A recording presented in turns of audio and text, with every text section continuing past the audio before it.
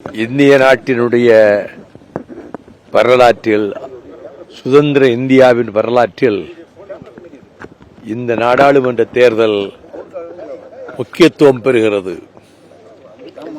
ஜனநாயகத்திற்கும்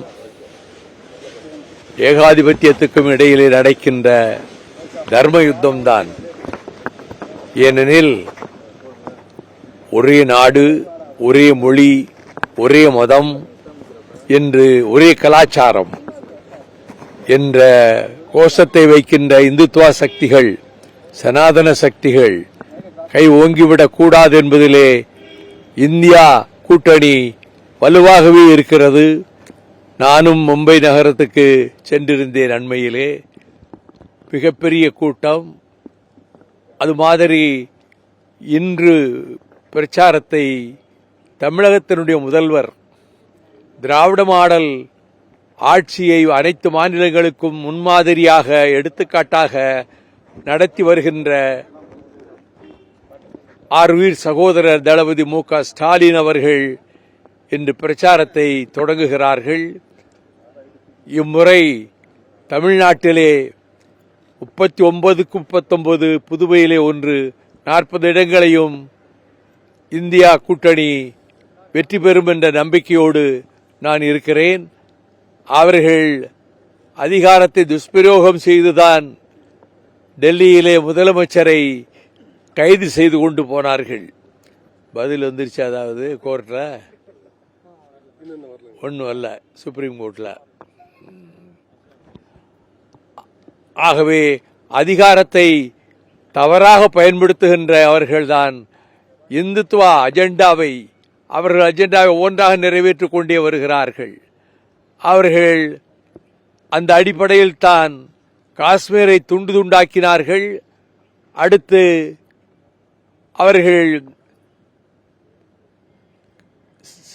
citizenship amendment act, CAA, குடியுரிமை திருத்த சட்டத்தை கொண்டு வந்து, மற்ற அதிலே குறிப்பாக இஸ்லாமியர்களுக்கு எந்தவிதமான சலுகையும் கிடையாது என்பதை விட, சலுகை என்பதை விட அவர்களுக்கு கொடுக்க வேண்டிய அந்த உரிமையை கூட கொடுக்க மறுத்து அதை தேர்வு செய்தார்கள். அதைப்போல அவர்கள் அடுத்து பொது சிவில் சட்டத்தை கொண்டு வருவதற்கு முயற்சித்துக் கொண்டிருப்பார்கள். ஆகவே ஜனநாயகத்திற்கும் மதச்சார்பற்ற தன்மைக்கும் சமதர்ம கொள்கைக்கும் நேர் விரோதமான ஒரு கூட்டம் இன்றைக்கு இந்தியாவிலேயே பல இடங்களிலே ஆட்டம் போட்டுக் கொண்டிருக்கின்றன. தமிழ்நாட்டிலே அவர்கள் காலெடுத்து வைக்க முடியாது. அவர் முயற்சிக்கிறார்கள். இது பெரியாருடைய பூமி, அறிஞர் அண்ணாவினுடைய பூமி, டாக்டர் கலைஞருடைய வார்ப்பிலே வந்த கூட்டம் இன்றைக்கு திராவிட முன்னேற்ற கழகத்திலே உறுதியாக இருந்து போராடி கொண்டிருக்கிறது. ஆகவே இந்த தேர்தல் ஜனநாயகத்திற்கு உண்மையாக விடப்பட்ட சவால் என்ற முறையில் இந்த தேர்தலில் திராவிட முன்னேற்ற கழக தலைமையிலான இந்தியா கூட்டணி மகத்தான வெற்றி பெறும் என்ற நம்பிக்கையோடு நான் இருக்கிறேன். அரவிந்த் கெஜ்ரிவால் கைதுக்கு வந்து அரசியல் தான் காரணம் நினைக்கிறீங்களா? ஆமா, மிரட்டுறதுக்காகத்தான், எதிர்கட்சிகளை மிரட்டுறதுக்கு தான், அதுக்காகத்தான் அதை பயன்படுத்துறாங்க. ஆமா, பாஜக இதைத்தான் ஒத்துக்கிடுச்சு, செய்யறதெல்லாம் செஞ்சுட்டு எங்களுக்கு சம்பந்தம் இல்லைன்னு சொல்லிடுவாங்க.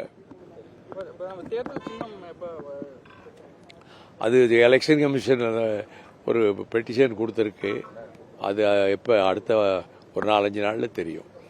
ஐயா, இப்ப நேத்து வந்து துரை வைகோ வந்தாரு, நேரடியா போய் ஸ்ரீரங்கம் கோயில்ல போய் சாமி கும்பிட்டாரு. அப்படியா? அதே வாசல்ல வந்து பெரியார் சிலைக்கு மாலை போட்டாரு. இதை நீங்க எப்படி பாக்குறீங்க? நல்லா பாக்குறேன்.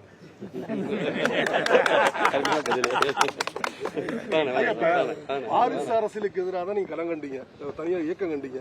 இப்ப நீங்களே வந்து ஒரு வாரிசை வந்து நிப்பாட்டிருக்கீங்க. ஒரு எதிர்கட்சி கட்சியில உள்ள 100க்கு 100% பேரு அவர் தான் வரணுங்கிறதுல வற்புறுத்தி, அவர்களுடைய வற்புறுத்தலினால நான் 3 வருஷமா உடம்பு சரியில்லை எனக்கு. அந்த நேரங்களில் கட்சிக்காரர்கள் வீட்டுக்கு போறது, அவங்க துக்க வீடுகளுக்கு போறது, திருமண வீடுகளுக்கு போறது, கொடியேற்றுறது, இதெல்லாம் எனக்கெல்லாம் தெரியாது. 1.5 வருஷம் இதெல்லாம் நடந்த பிறகு கட்சியில் உள்ள தோழர்கள் எல்லோரும் வற்புறுத்தி விரும்பியதன் காரணமாகத்தான் அவர் தேர்ந்தெடுக்கப்பட்டார். செய்திகளை உடனுக்குடனும் துல்லியமாகவும் தெரிந்து கொள்ள சப்ஸ்கிரைப் பண்ணுங்க.